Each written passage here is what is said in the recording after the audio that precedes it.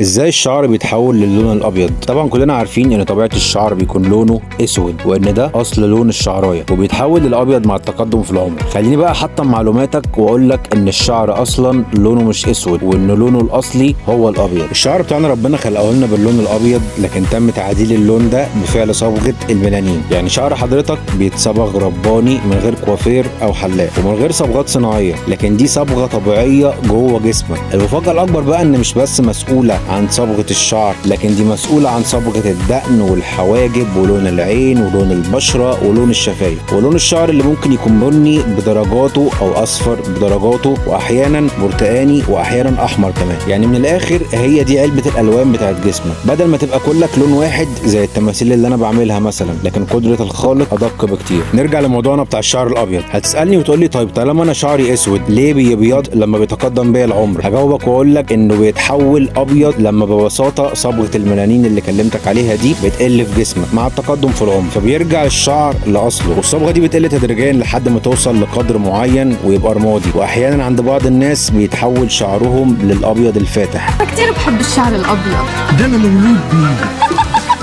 وده بسبب انخفاض الصبغه دي تماما. في ناس بقى تلاقي شعرهم اصفر فاتح او برتقاني، وناس ثانيه تلاقي شعرهم اسود غامق، وده بيختلف حسب نسبه ونوع صبغه الميلانين.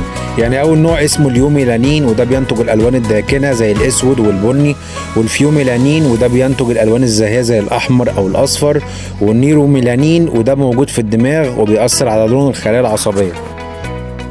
التعرض للشمس بيحفز انتاج الميلانين لزياده الحمايه، وده بيسبب اسمرار البشره بالنسبه للجلد وتصبغ الشعرايه بالنسبه للشعر. عشان كده في ناس دايما شعرها بيتحول للبني مش بتبقى فاهمه السبب، لكن السبب بيكون انهم بيتعرضوا للشمس كتير. الاشخاص اللي بيمتلكوا مستويات اعلى من الميلانين بتبقى بشرتهم وشفايفهم اغمق، لكن بيتميز الناس اللي مستويات الميلانين عندهم قليل ببشره وشفايف فاتحه.